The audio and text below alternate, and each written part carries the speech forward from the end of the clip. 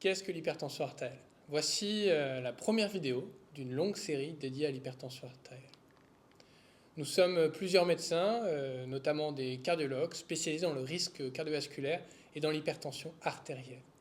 Nous souhaitons à travers ces vidéos vous parler d'hypertension artérielle, du dépistage, du diagnostic jusqu'au traitement. Pour débuter, revenons sur le concept de pression artérielle et notamment de pression. Pour cela, je pense qu'il est important de bien comprendre l'analogie avec la pression, notamment dans un pneu de vélo. Lorsque vous gonflez votre pneu de vélo, vous allez mesurer un paramètre, la pression que vous allez mesurer en bar. Cela désigne la force exercée par l'air à l'intérieur du pneu sur la paroi du pneu. Plus vous allez gonfler votre pneu, plus la pression va s'élever, plus il y aura des molécules d'air qui vont exercer une contrainte sur la paroi du pneu. Eh bien, il faut imaginer que c'est la même chose dans les vaisseaux sanguins. La pression artérielle désigne la force, la contrainte exercée par la masse sanguine sur la paroi des vaisseaux. Alors cette pression artérielle, elle est indispensable pour vivre. Cette pression artérielle, elle est indispensable à l'homéostasie de l'organisme, c'est-à-dire qu'elle permet un bon fonctionnement de nos cellules, de nos organes, de notre organisme. Nous avons besoin d'une circulation sanguine pour amener aux cellules, aux organes, l'oxygène et les nutriments. Afin que le sang circule, il y a besoin d'une pression artérielle pour que le sang chemine du cœur jusqu'aux organes. Mais d'où vient cette pression artérielle? Et bien pour cela, il faut deux éléments, deux outils. Une pompe, l'organe cœur, qui nous permet, grâce à la contraction des ventricules, d'assurer un débit. En association avec cette pompe, nous avons un réseau de distribution, le réseau sanguin, artériel, capillaire et veineux, qui permet de contenir cette masse sanguine et qui offre une résistance. L'association de ce débit et de cette résistance nous permet de mesurer la pression artérielle. Cette pression artérielle est un outil clinique extrêmement utile, performant pour notamment évaluer l'état de santé de nos patients. Cette pression est variable dans le temps.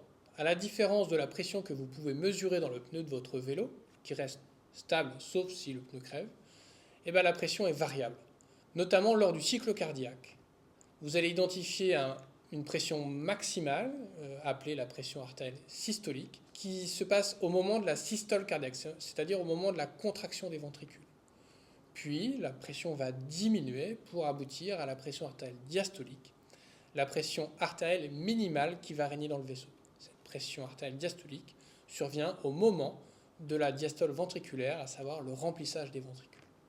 Ces deux paramètres, la systolique et la diastolique, sont des paramètres très utiles pour l'évaluation de l'état de santé de nos patients. Il existe un autre paramètre, la pression artérielle moyenne, pour lequel on va beaucoup moins discuter, on va beaucoup moins en parler. Pourquoi? Parce que c'est vraiment une donnée utilisée par nos collègues réanimateurs dans de la médecine d'urgence. Il y a d'autres éléments de variabilité pour cette pression artérielle. Au cours d'une même journée, la pression est différente la nuit. Lors du repos, la pression est généralement plus basse que lors de la période d'activité, la période diurne, la journée où la pression est plus élevée.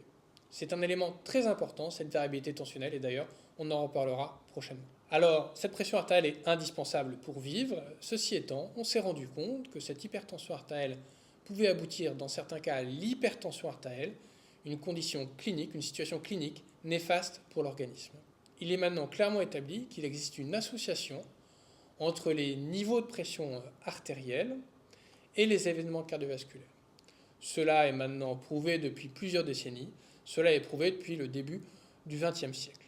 On voit que plus la tension artérielle s'élève, plus la pression artérielle systolique s'élève au-delà de 120 mm de mercure, plus le risque d'AVC est important, quel que soit l'âge. Cela est aussi le cas pour la survenue d'événements cardiovasculaires de type infarctus de myocarde ou insuffisance cardiaque. Plus la tension s'élève au-delà de 120 mm de mercure, plus le patient est exposé à la survenue de ces événements cardiovasculaires et plus les patients sont exposés au risque de mortalité cardiovasculaire. Alors il ne faut pas être pessimiste et voir cette hypertension artérielle comme un lourd fardeau, car aujourd'hui, l'hypertension artérielle se traite et ce traitement protège bien nos patients. Il est clairement établi aujourd'hui que traiter l'hypertension artérielle réduire le chiffre de pression artérielle protège le patient. Les patients vont faire moins d'événements cardiovasculaires. Ce bénéfice apparaît dès la réduction de -5, -10 mm de mercure. Surtout, ce bénéfice est de plus en plus important tant que la baisse est importante. Par exemple, une baisse de -10 mm de mercure réduit la mortalité de nos patients.